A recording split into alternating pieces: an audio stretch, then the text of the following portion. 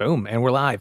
All right, so I am in the streaming studio today. This is where a lot of you guys, if you watch me write in the morning for the AM writing sessions, this is where I'm doing the writing, the podcasting. With a little bit better audio is down in the basement, but we're going to be working from the computer today.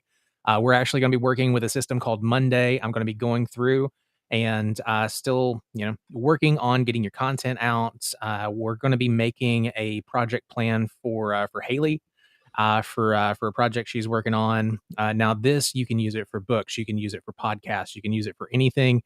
This is just it's a little bit about how I do it, how I put my project plans and stuff together. At the end of it, I might show you my project plan for a book that I'm working on, so you can see what's going on there.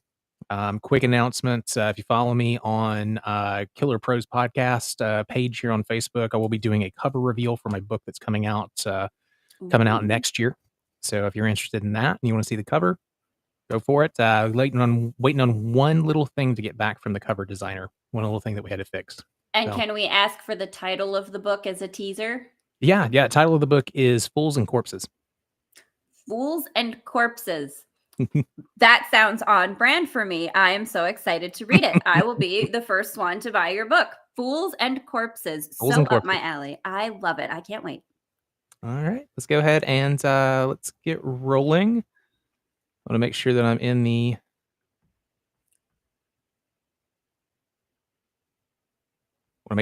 right system here. I'm going to make my window just a little smaller so that I can kind of like see you and see me at the same time. Don't you just love doing that kind of juggling stuff with your technology? Yep. Like, I know everybody does the multiple screens thing, but that gets a little bit busy on my desk and makes me kind of nuts. It does. There's quite a few going right here. I have a vanity screen up. I have the one here where I can see you. I've got the one that's got the project stuff on it. But let's go ahead and get going.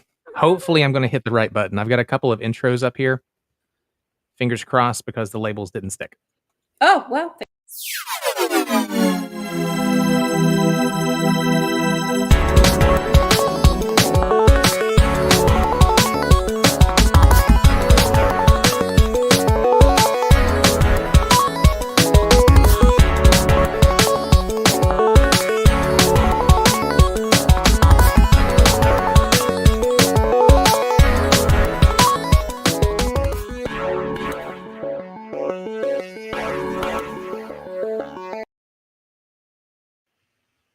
And welcome back. We're doing Monday on a Saturday, going through project management software called Monday to help us stay on track with writing books, getting podcasts out, and getting content done.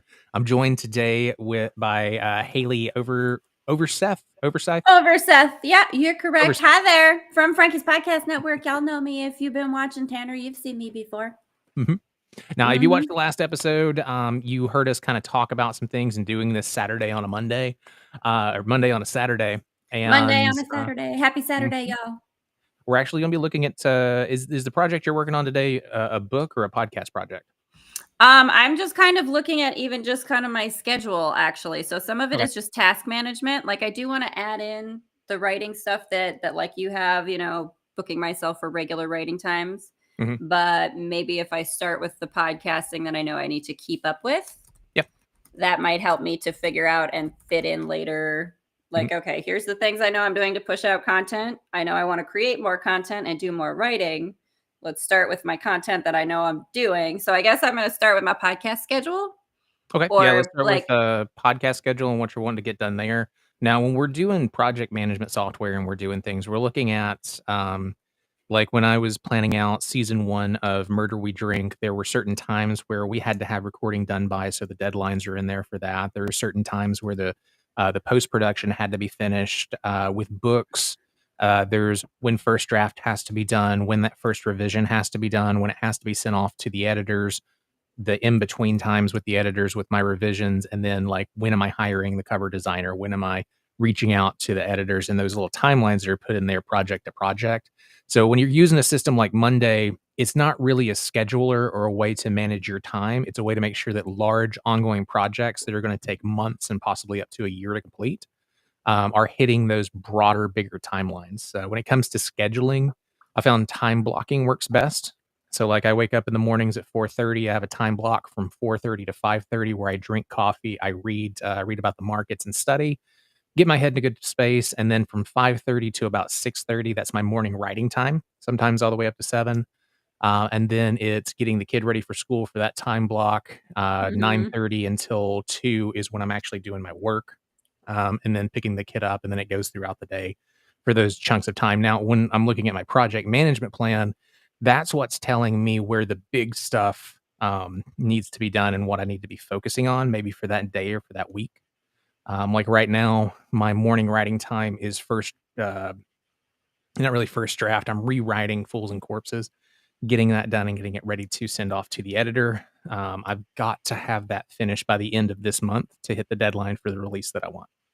So, like, that's the thing that where Monday comes in with, I need to check my project plan. I need to check my project See, this calendar. is also where I think you could be a really great consultant for folks because the time blocking thing is something that, like, even that is, again, ADH being lots going on in my mind, like having you have, the kid to get ready for school and like the house life situation too that like kind of helps you keep on track a little bit to some degree. And I'm over here with my dog and like there's I don't have a kid that is my boss during the day to be like, okay, you better get up and get that one to school.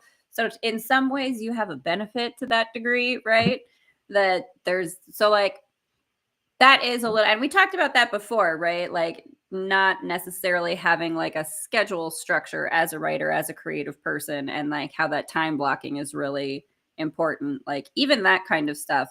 When you do your time blocking, then, so you don't put that on Monday, but if you're doing your time blocking, would you like, do you put that on your calendar? Like, this is kind of where I'm at. Like, it's the accountability thing, which is like the Monday is like the accountability to your deadlines and your Mhm. overarching plans, but then there's that like day-to-day time blocking that helps you to kind of spend time deciding like, okay, what is it that I want to accomplish and by when kind of thing.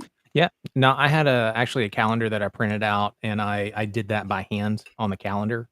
And then Okay. you just kinda get to where, like, that's your schedule, that's what you do every day. So you get up Mhm. and you hit those times and you fall into your routine. It doesn't matter how scattered you are, or, like, I'm ADHD, you have to have things that are holding you accountable on your schedule. So, like, a lot of writers and a lot of creators, they'll never quit their day job. Even when they get to a point in their creative career where they don't need it, they'll at least stay part-time because they have, forced routine and forced schedule, in their day. Mhm. But I've been an entrepreneur since I was about 19. I grew up in a household of, business owners and, like, high performing people who were out doing things every day and getting up early. Uh, Mhm. I grew up in that, and that was just what you did. When I was in high school, and middle school, I played football, so I was up every morning at, 4 o'clock. I've been getting up 4 o'clock every day of my life, basically, going in and That's doing. I mean, it like you do, like it's kind of almost like a military structure, Mhm. right? And that's again, that kind of having that built-in structure and kind of circadian rhythm, if you will, that you've had for such a long time, like that does Yep. help you with the managing of the ADHD kind of tendencies, right? Mhm. Like that's where I'm at. I've kind of been scattered and floating in the wind by my lonesome for such a very long time, making my own decisions and Yep. sure having day jobs and this and that, but creatively, right? Mhm. Not really being able to like pin that all down and nail that down in the same kind of way, right? Because it's just a lot to do. But that's why you have things like podcast help Mhm. desk type podcasts and Tanner here to help us with getting our brain together. That's why you got people like that so that you can Yep. learn, oh, there are ways to do this. It's not forever scary, you guys. It can be done. Yeah, and that's why people hire coaches, that's why people hire book coaches, they hire writing coaches, they hire podcasts, and I have business coaches. Mhm. When I was getting in shape, I had a personal trainer and, joined group stuff so that I had the coaching there and I had someone holding me accountable. Mhm. Um, you know, b Most successful entrepreneurs, and that's what you are. If you wanna be a writer, you wanna be a content creator, and you're doing this at that level, you're gonna need to get some sort of, monetary gain, some sort of something back from Yeah. actually doing it. So, you're running a business, and it doesn't matter if you're selling houses, it doesn't matter if you're selling hats, it doesn't matter if you're a podcast or if you're a personal trainer. Business is business, and, the creative cycle, what we're calling the I creative have a cycle. hat right here. It just happened. Yes. Like, just so happens I have my lucky hat right here. Yes. So, like, maybe I need to start selling hats. I Mhm. do love the word haberdashery. So That maybe is a fun that I role. need Mad Hatter is just maybe where I need to go. Mhm. See, this is But it but I do like this is the kind of thing where I think you would be a great business consultant too, just for the like, hey, I will be that like how people have a personal trainer, I will be your calendar schedule project trainer. Like, and that's Yeah, some of and I've it's hired a me, couple man. over the years that were they're business consultants, they're business coaches, and they hold me accountable to the things that I have to do every day. Yeah, at the end of Mhm. the week, I knew I was meeting with I'm the boss, I own the business, but Yeah. I'm meeting with this person who I am paying to hold me accountable, and so I knew, I don't wanna let this person down because they are ahead of me. Your coach should always be ahead of you. Mhm. But, yeah, just, personal trainers for fitness, business coaches for business, podcast and creation coaches if you're looking to do a podcast or creative, business. And always look for somebody who's ahead of you, somebody you can afford. Don't Yeah. don't go broke doing it. Mhm. But, yeah, it's an important step, and there's other ways to do it to build in that accountability. One of the reasons that I get up every morning and I write at 5:30 and I broadcast that. Now you notice I haven't done it this week, and I'm looking a little pale. I have been sick all week, so I've been Oh sleeping in. no. But, yeah, but, Retrograde's been hard for everybody, man. Don't feel mhm, bad. mhm. But, like, I get up, there's authors who jump on there and they get their words in with me, and that becomes part of their routine, that becomes part of a way to hold them accountable. It also holds me accountable because I know at 5:30 in the morning, there are people sitting at their computer waiting on me to pop on because I've become part of their writing routine. Mhm. Um, so it holds me accountable to get up and to do that. That's the value of a community too, Mhm. though, right? Like when you build those community connections like that, now you're like interconnectedly accountable to the things that you're doing. And it becomes less of the sort of forcing yourself to do it kind of military energy of you do it because you have to. And it becomes more of the fun that you're looking for in Yeah, doing it, right? Because it's a group project, a group setting, and it's group accountability, and right? it So goes like back and I forth. love that you do that. Yeah. Right. Your, motivation never lasts, discipline does. So there are gonna be times where you're not motivated, there's gonna be times where nobody's showing up and stuff, and you still have to get up and do it. So developing that discipline is incredibly important. As a coach, what I do is I give people that external motivation, external force until they're able to build up the internal motivation, which is really discipline, the discipline to get up Right. and do it every day and turn it into a habit so that they can push through the days when I'm not there, so they can get up and do things themselves and eventually go out and do it by themselves, joining a community or joining another community. And that's really what you're looking to do here as a creator. If you want to get on a schedule, if you want to start really hitting these deadlines, you have to find ways to develop those internal motivations and how to set up the external motivation to get there and do it. But Mhm. let's go ahead and take a look at Monday and get into looking at what a project plan looks like for this. I'm going to putting in some of my feedback. These are broad strokes. So when you set up a project Listen, plan, that's where you gotta start anyway, yep, right? You can't start with the granular, you gotta start mhm, with the forest before you get to the trees, y'all. yep. And with writing books or doing a podcast, you always start with that basic concept that 90,000 foot view of what's going to be happening. And as you go through and you do revisions, you get closer and closer and closer to the story and down into what color a guy's mustache is. So let's go ahead I love it. and we're going to pull up. Oh, now I'm thinking of that game, Guess Who, with all the people on the, little Oh cards. yeah, Do you remember that? we've I got that love downstairs for my son. I love that ga you know what I used to like to do was, instead of doing the guessing thing, just like the guessing in the questions, I like to do where you add personality like you're doing writing for characters. Like, what's that character's story? Like, Yep. if I look at this guy, I think that he is a judge who's maybe a little bit crooked, right? Mhm. Like, that's how you got to Well, that, guess the faces. Like, make it more interesting and fun, like adult version of Guess Who. mhm. No, that's why I'm rewriting, Fools and Corpses. One of my main characters, I wrote her, and I got to the midpoint, and she's a kind of a co-protagonist or, like, a really powerful supporting character to Ted, and, I put a little bit too much humor in her, and I realized she's a lot more capable than I'm giving her credit for, and there was things with the character that needed more developing, so I'm going back through and rewriting because I didn't get to know that character until about halfway through the story. Isn't that fascinating? Mhm, That's like my character Bernie, my southern accent gal, one of them anyway. mhm, I wrote her into a story a couple of years ago. She's in like the third episode of my Adventures of Abernathy Franklin fictional podcast. And that I put into that's what I turned into my book was the fictional podcast scripts that I wrote first. But like, it wasn't until this year that I was like going for a hike with my dog out at Big Sioux. And Bernie came to me and told me she was from Georgia, actually. She's a Southern girl. And I had her personality written too snippety wrong. Like she's very Mhm. Southern, belle, charming, lots of nurturing energy. That's not how I wrote her in the episode. And I was like, I got to go back and fix that now. I Mhm. got Bernie wrong. And now she's like been a voice in some of my podcasts and a character that I bring up in my podcast and embody. And I'm like, hot dang, that's another thing I got to do with my writing goals. Go back and do those revisions and be like, oh, here's these things that I missed about this character that I didn't quite write the right way. I better fix that, because when the characters come to you and tell you that you got it wrong, you got to fix that or they're going to be mad at you. Mhm. Yeah, I mean, it breaks the story. All right, let's go ahead and get into this. You've got set up for Haley's podcast schedule. Now, do you do batch recording and batch editing, or are you going week to week with your podcast? I'm going week to Okay. week and like that. So for me, it's a little bit more the schedule of booking people and getting the lives, because I do the live streaming. Okay. Which is not to say that I don't like have it available for folks who are not comfortable with a live stream to do a pre-record. I do. Mhm. So I want to also sort of build in a day. So that's what I'm kind of looking to do. Like right now I'm thinking Thursdays and Fridays, and I'm kind of shooting for like a 1 p.m., maybe even 2 p.m. Central for myself, like time slot to grab folks.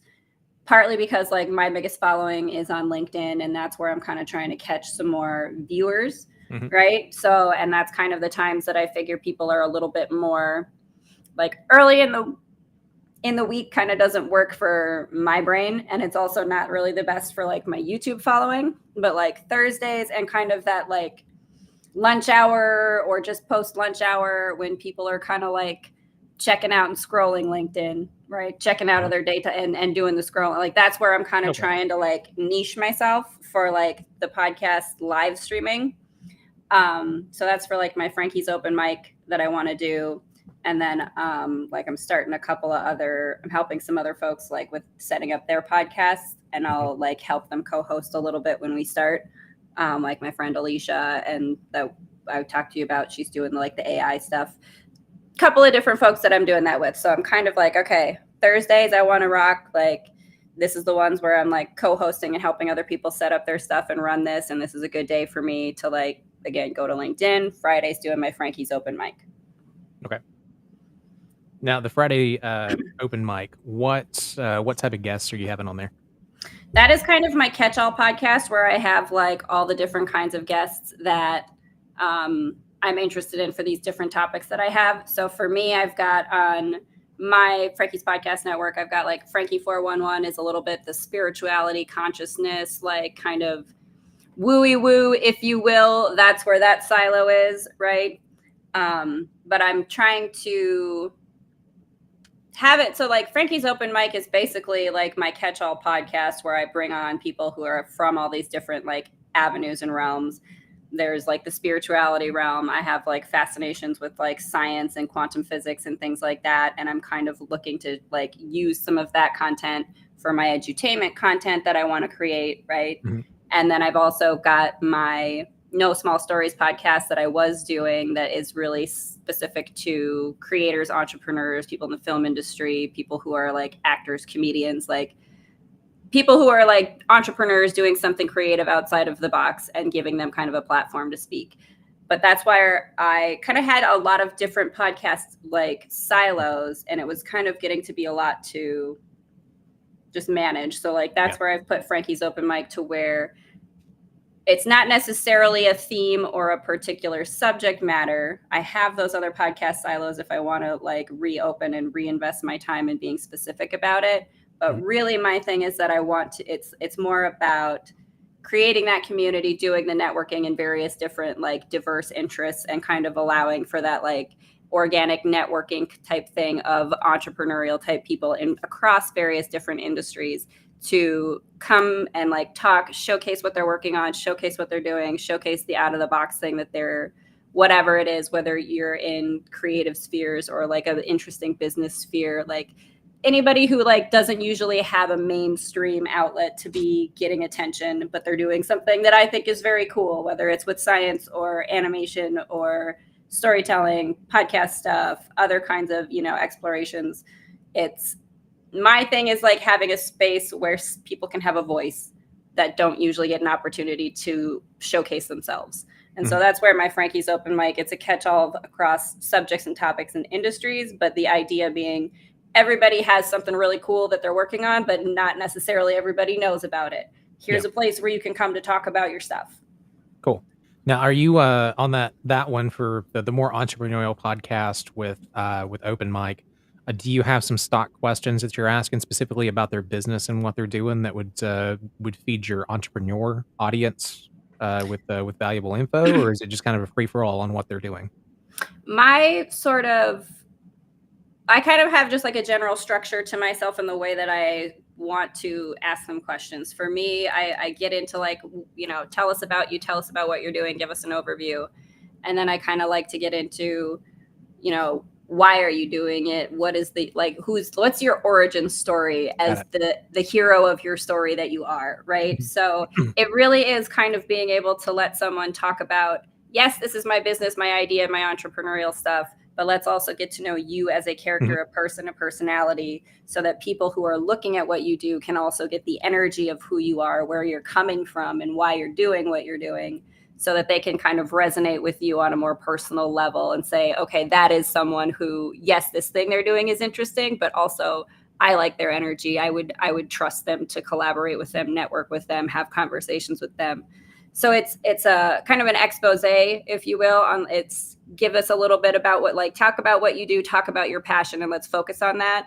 And like, tell me about where it comes from, tell me more about why you do it, tell me more about your perspectives on it. So it's a little bit that, like, that's my biggest thing that I'm kind of looking to get into, to freelance, like in my consulting capacity. It's authenticity, right, is my big thing. Like, who is the authentic, passionate you? Let's get to know who that is, and showcase that, and kind of it's a little bit of a dual, like, I want people to see that, I want that person to showcase that, but I also like to talk to people about that and kind of keep pulling that out of them. Like, remember why you're excited about this, remember your passion, like, remember the authentic you that got started in this, and talk about that, and get into that energy and speak about it from that energy, right?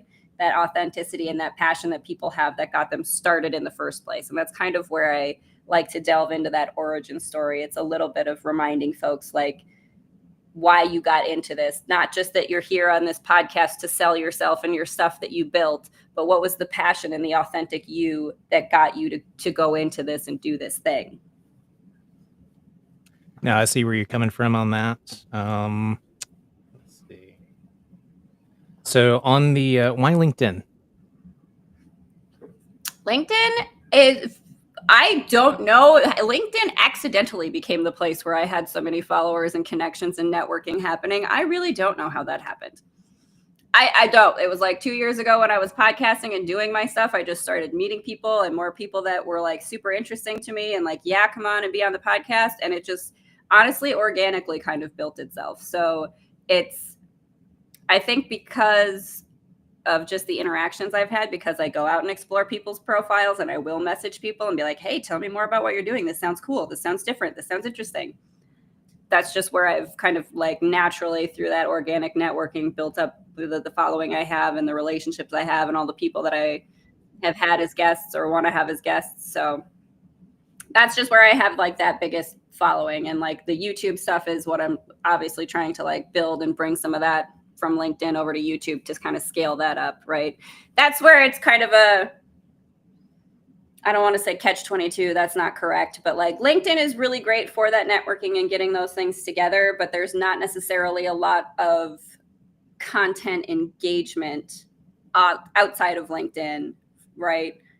When you're, for people who are content creators, right? There is a lot of like services selling on LinkedIn and selling yourself on LinkedIn, but getting the active community engagement to your actual content outside of LinkedIn for the purposes of monetizing it or whatever you're doing, right? Mhm. That's where I'm trying to like make sure I get myself set up so I can kind of shift some energy into building those other platforms up for followers where you can actually start monetizing things. Gotcha. All right. Well, let's go ahead and get into your production. Um, Go ahead and hit next. Ooh, what? I use Gmail and my Mhm. Google Calendar. I mean, I have Zoom. I need to look at Asana. Man, I got to look at some of those other ones. Okay, what's owner? Okay, here's one where what would you add? I definitely want notes. Do you do a priority when you're doing these things? Does that? Not really. So we're gonna do like a weekly schedule for your production. Mhm. I wouldn't do priority. Definitely do timeline and do Okay. budget. Okay. I wouldn't worry about files or last updated, but I think you're gonna be Okay. good there. Cool. Overdue tasks, task by due date. Okay. Do we For do you, do task by due date. That's what I was gonna say. That's maybe not so much status. Mhm.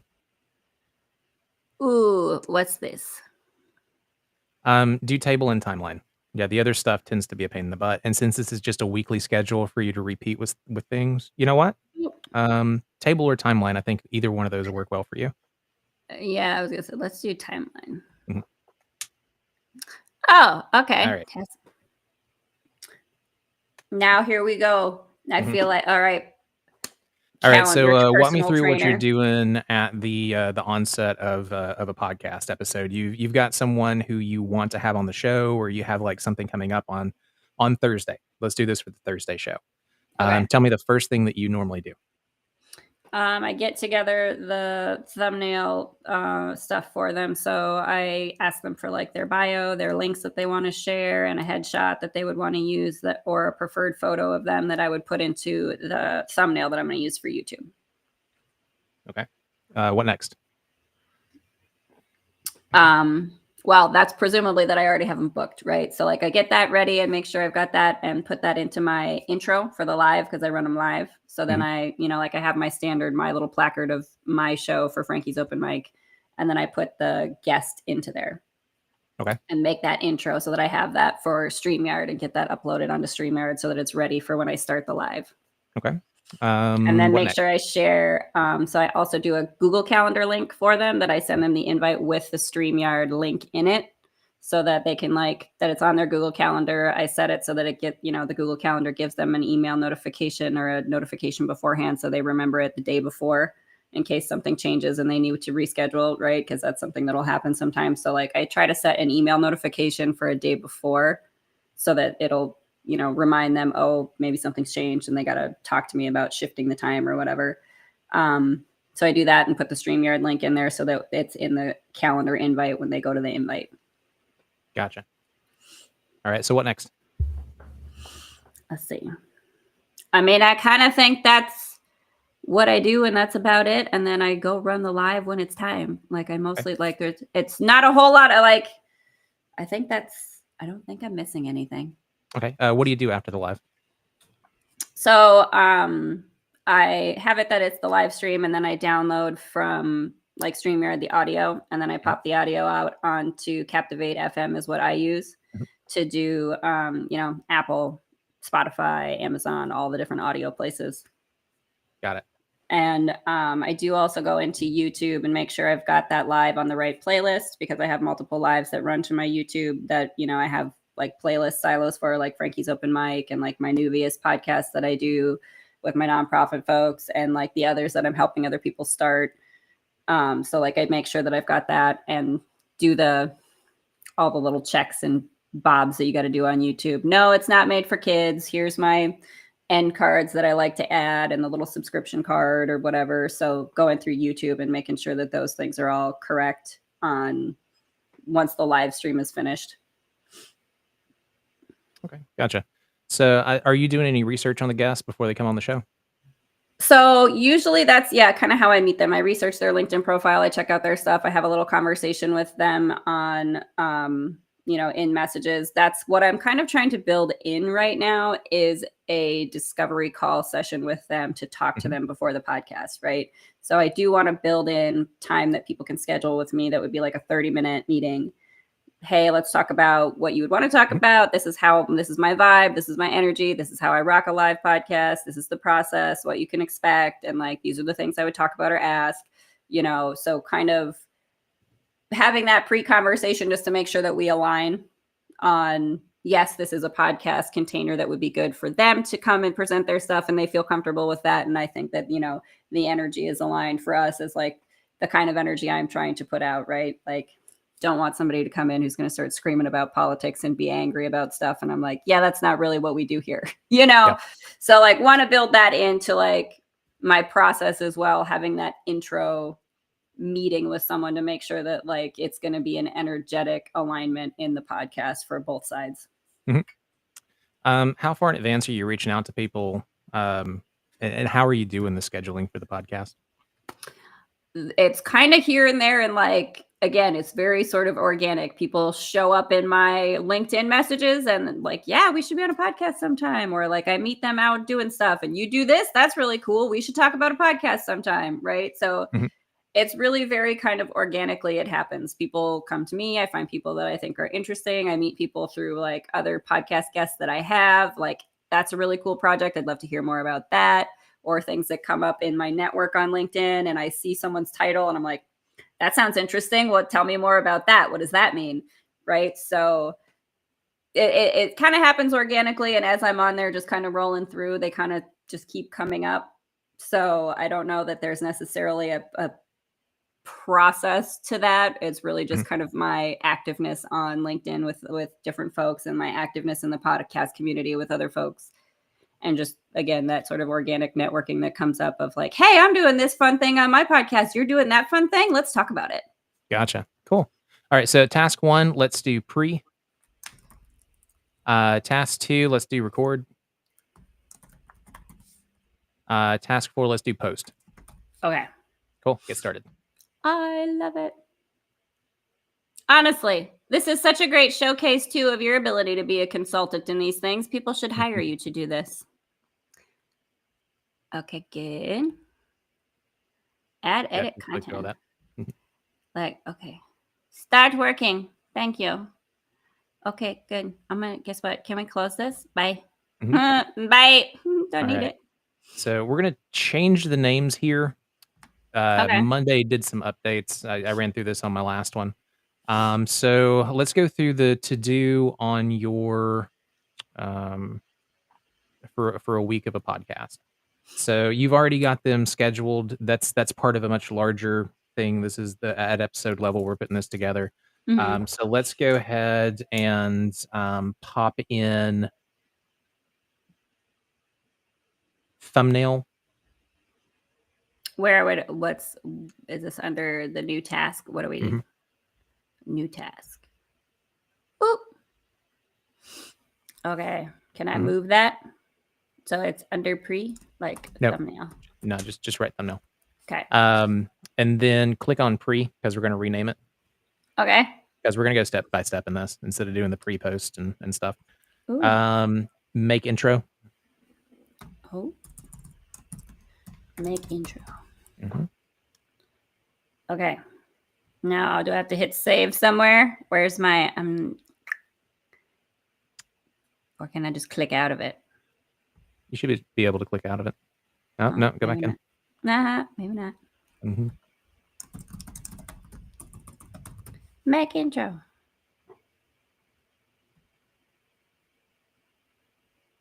How do I save it? I can't see your entire screen. There should be like a little save button if you scroll down. I don't see it. Let me see. I don't see a save button. What do I do here? Give feedback. Update via email. Expand it. Well, I already did. Okay. If I close it. Oh, there it goes. Now it's making intro. Okay. All right. Go ahead and close that. Now you can get as granular as you want. I want just kind of a larger view of this, as simple as we can get it. Make intro. The next step that you usually do, and you can just add task for this one. Okay. Yeah, that'll work too. I'll do it. I got it on Google Calendar. Invite. Now with the Google Calendar invite, do you do that when you book them for the show before you do any of this? Yeah, like I send them an invite just to have it on the calendar, and then I add the StreamYard once I kind of have all that ready for Mhm. them. Whoop. Cool. So really, it's the calendar invite Yep. So let's go that ahead I and do. put that in first because that'll be part of booking them. So thumbnail, make intro, Calendar. record.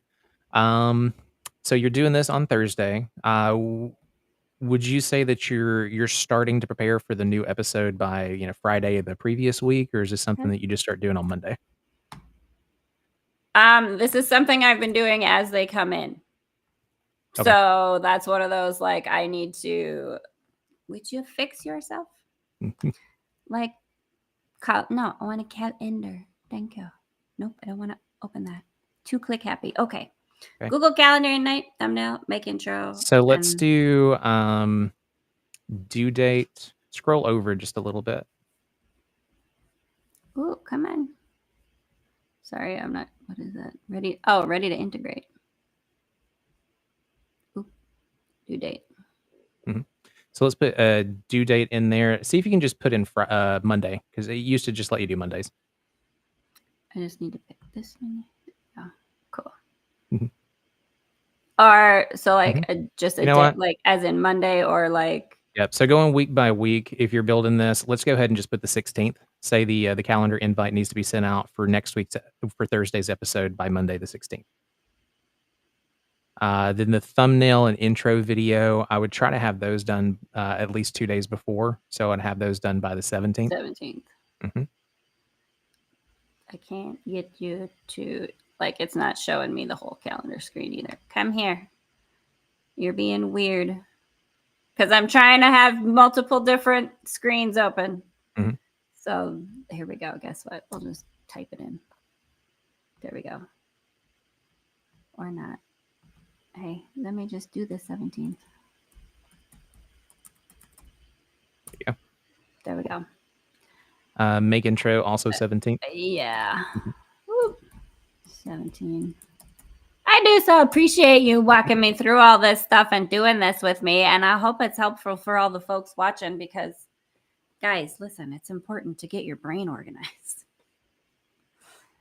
And this will be, oh, now I can see it. There we go. Mhm. So There we'll we go. say, So nope, that's record, yeah, that's Friday. going to be Thursday. Now post, yours, are you on a Mac or a PC? I have a PC.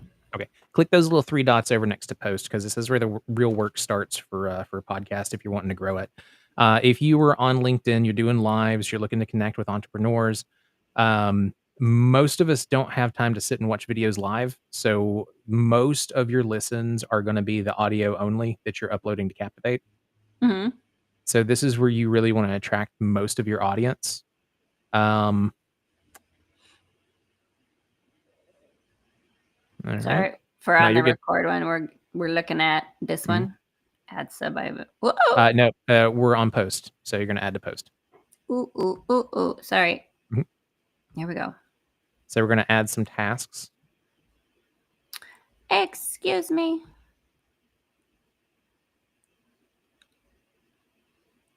We do that. See, open task, duplicate. No, okay. So the new one doesn't let you do that. So go ahead and Oh, just hot. add a main task. And no, click the little. They moved it. It's a arrow next to post. So it's been a couple months since I've done these. No, that's There we oh, go. there you go. All right, sub item. So Here we in go. sub item, download episode. I would do that immediately, especially if you're using something like Restream. You only have 7 days to get to the actual content. Oh, I have StreamYard, and then I also have like those Mhm. 4K YouTube downloaders, so I can just go to my YouTube from the live stream and pull it off if if StreamYard filled up with too much from my library and I haven't cleaned it out. But guess what? That's another thing to build into my tasks. Mhm. Anyway, download Now audio. edit. Yeah, edit. I really don't do editing for my lives. I just write because they're Yep. contained, but This is something that I would start doing. If you look at live podcasts where the bulk of the content is recorded live, before the audio is uploaded to Captivate or Libsyn or whatever platform they're using to put the podcast out, there is editing that takes place. Even the ones that I went back through, like when I was doing stuff with Matt, we would do the live episode, and then there are times with just dead air. So, like, while you and I were, like, getting things ready and we were looking for the right button to click here, we have dead air. So before I would put this out on a podcast feed, I would go through and I would take out the dead air. And I would Okay. go through and I would take out the mistakes, and I would shorten it because, again, if you're That makes looking to sense. connect with entrepreneurs, they're not listening to this for entertainment necessarily. They really, really, really wanna get to the meat and potatoes of what's going on, Right. and the faster you can pace it, the better. So I would edit and at least take out those moments of dead air or those moments where you're kinda talking over each other.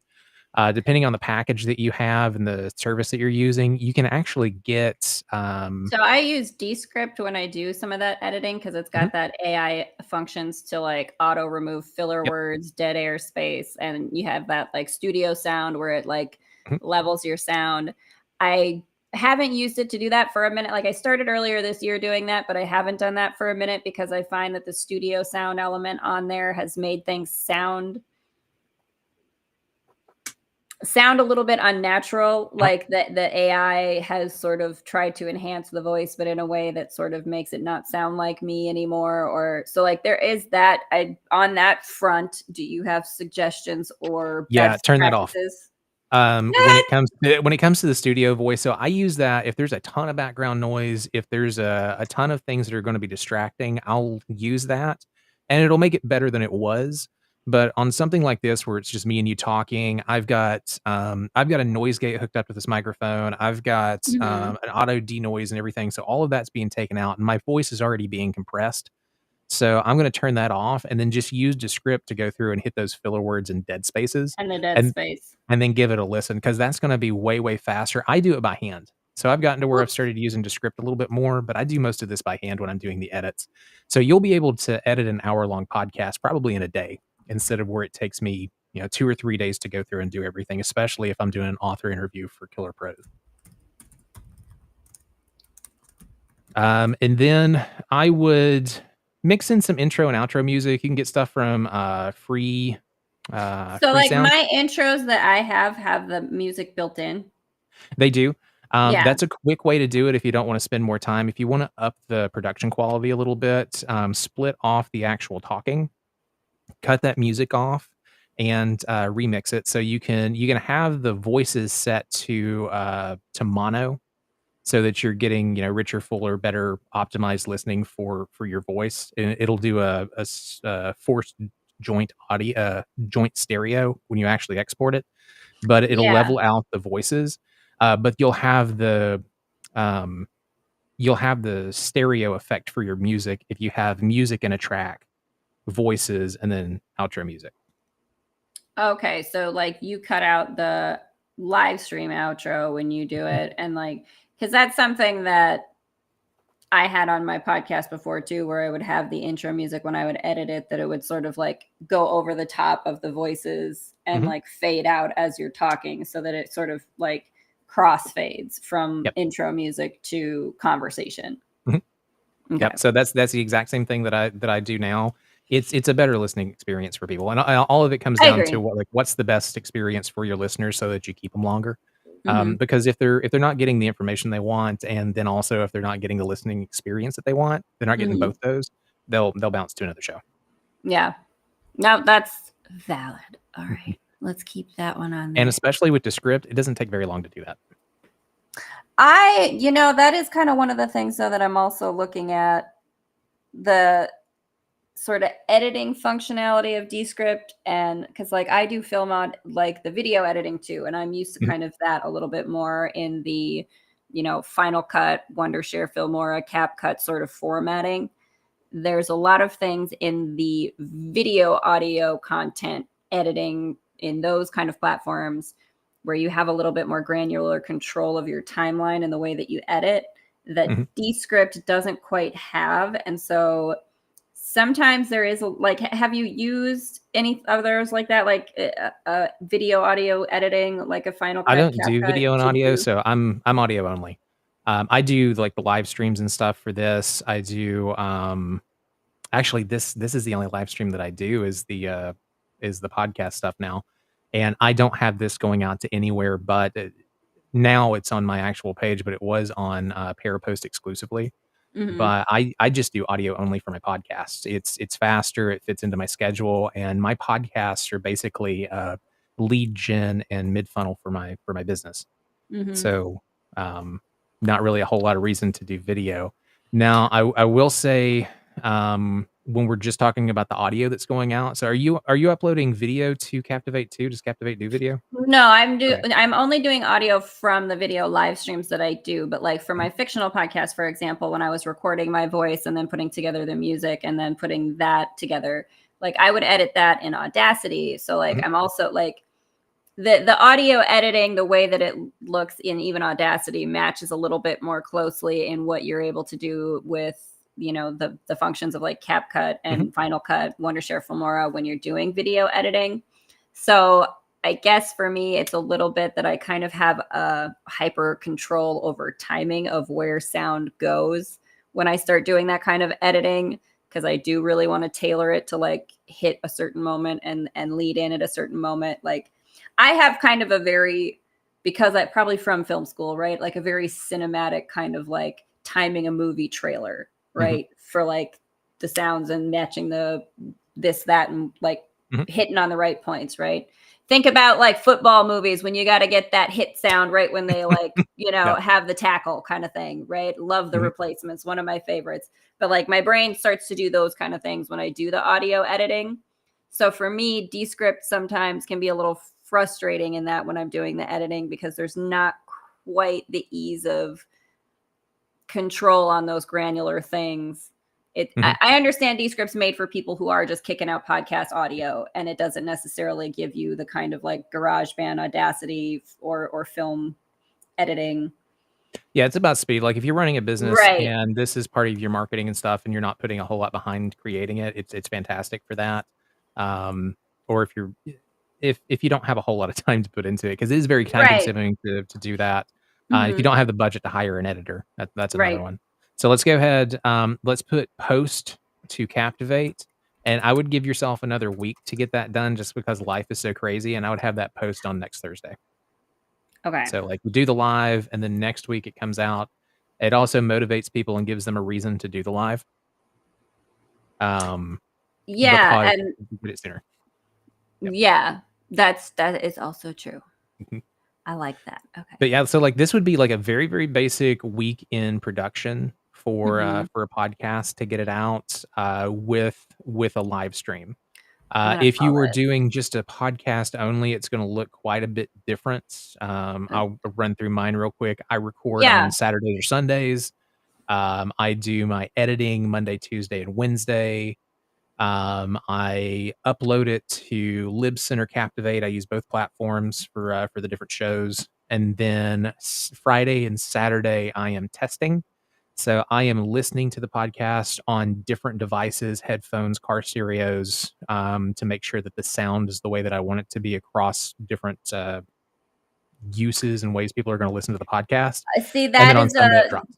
that's a valuable thing too, though, because Mhm. there is that element of it sounds different in headphones than it does from Yep. speakers, than it does from radio speakers.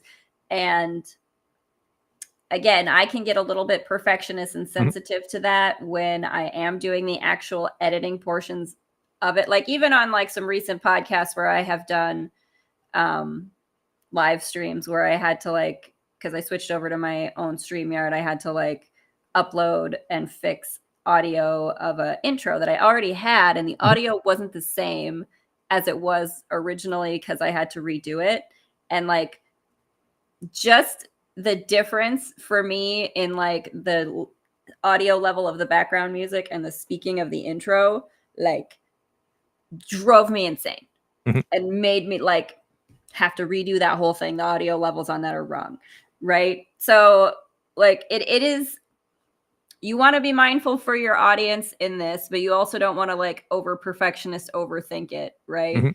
So that's a little bit too here where there's a balance that I have to find in where do I want to place my energy? What is the perfectionist that I want? Do I want to like really have it on the side of focusing in on the audio quality of it while I'm, This is where you got to have so many things in Mhm. your brain as a podcast producer. You want quality content in the interview and the talking and the things that you're offering in the conversation, but then you also want that like listening experience and so many things on your mind when you do it. So I do appreciate that you mentioned that you think about it too, so that I'm not the only one who's Yeah, no, like hypersensitive to as a that. business owner, again, like, this a pasta book, whatever you're producing, product for a business, so you always think about the end users.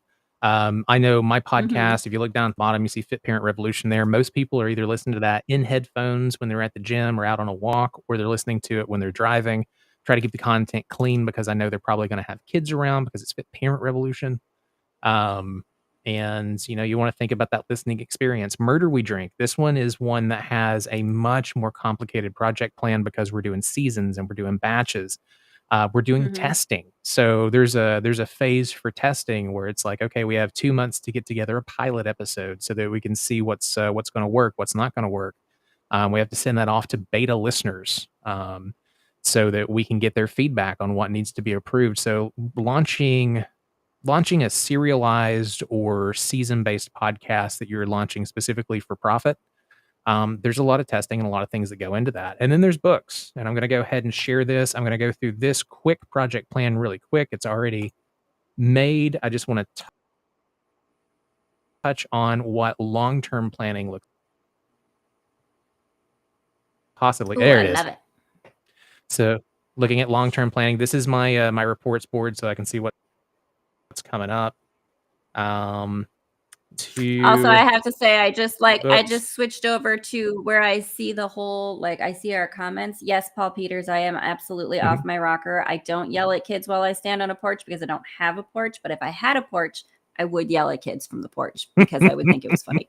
Oh, he is already banned. Yeah, no, I banned that all came in the first 2 minutes of the show, so Oh, he I is was out. like, yes, I am off my rocker. Thanks for noticing. Appreciate it. All right, so let's go ahead and jump into this real quick. So you can kinda see I do, this is the same outlook that you had. So we have the first draft. Hmm. First draft has to be done by, and this is first draft of the rewrite, needs to be done by December 31st. I have planned it for 1,000 words a day. Now I actually write usually between 1,500 and 2,000 a day. Having that buffer really helps make sure that I'm going to hit that deadline. Cover design was due by December 14th. That's today. The cover came back. I do have one thing that needs to be fixed, so it's been sent back out, and I need to update that to this Friday, because not this week, this coming week, but the next week is when we're doing the cover reveal for the actual book. It goes into developmental revision in January. I have 1 month to go through and do the dev revisions, um, and that has to be done by the 31st. Scheduling the editor. If you were writing a book and you were working with editors, most of them require 2 to 3 months advance notice before they can work on your book. I know that it has to be done from doing the project plan to hit the date that I want to launch. I know that it has to be done by line revision. Uh,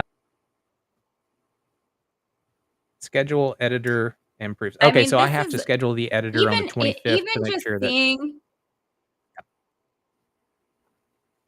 Well, even go for just it. seeing this outline of how you have all the different pieces that, like, not necessarily everyone who is Mhm, trying to write a book would know that these are the pieces that you want to put together to actually launch a book, right?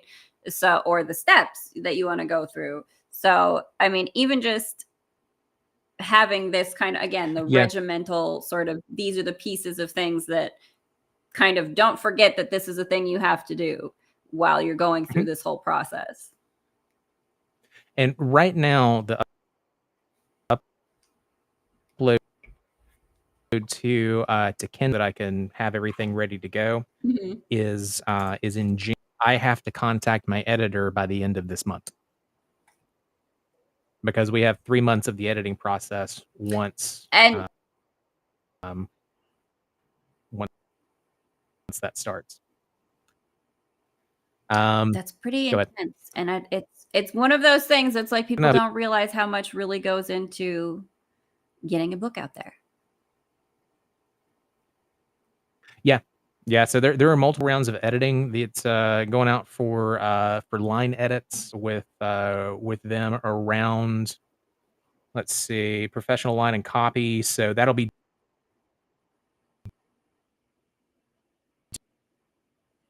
due back April 30th. So I'm going to try April 1st.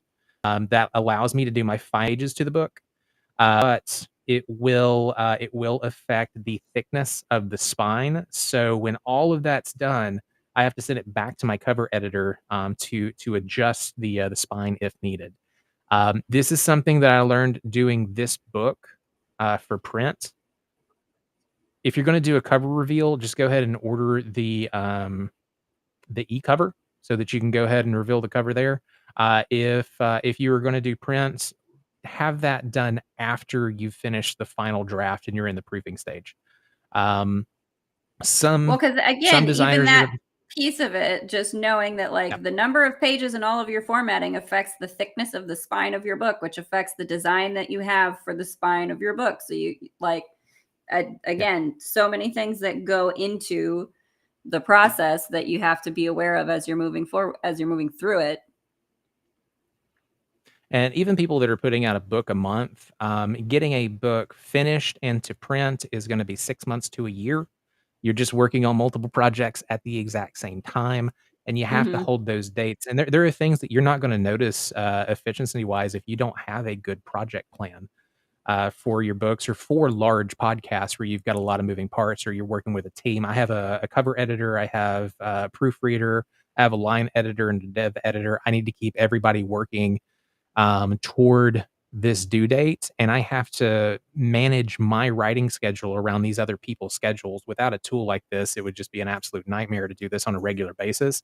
Also, I Mhm. probably wouldn't have noticed, oh crap, I actually need to push back getting the print cover finished to closer to the end process. Wouldn't have known that. And then there's also just managing your budget so you're not bleeding money. Getting a book Mhm. published, is this is bare bones to get this one out, $100 just to, do the book without the print cost, because the print cost is taken out of the actual sales price of the book. This is, what I'm paying Right. my cover designers and what I'm paying my editor and proofreader, Mhm. basically. So, this allows you to keep your timelines tight. If you're running a business, if you're doing, podcasts, if you're doing book, you have to have a way to track that. And if you're a solopreneur, if you're a solo creator, then it's a lot simpler and you can get away with what I'm using free version of Monday.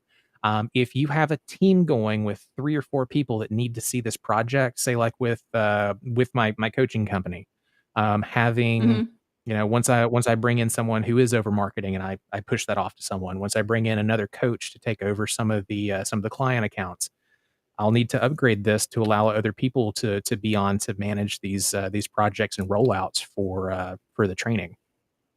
So it's one of those tools that grows with you.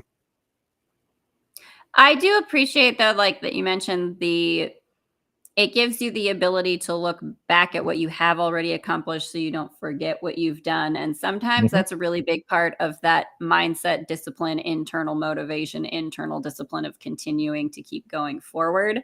That you mhm, have a track record of, I did actually get these things done, right? mhm, Because that is an element sometimes that I think is at least for me personally, one of the things that like detracts me from getting things done is that I don't have enough time, space, bandwidth, or tracking showing how much I have really been doing, right? Because you get stuck in a loop in your mind of like, well, if this part of the project or piece of the project isn't done yet, then I haven't done anything. mhm. Well, no, there were 18 other steps actually that I took that I didn't give myself credit for before I even got to this part where I'm like, so there is that part of keeping your mindset in a good space by recognizing yourself for the things that you have completed and accomplished in this process that you've put together. So I'm glad you mentioned that because it's not just about keeping yourself on task, it's about patting yourself on the back for all these things that you've kept up with.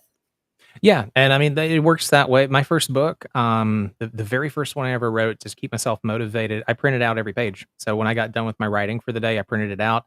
I had it on the corner of my desk. It's the worst thing I've ever written. It's absolute horse shit, but I just got to watch that stack keep growing because I was like, "All right, I am actually creating a book and I have something physical here to look at." Now I don't need to do that anymore.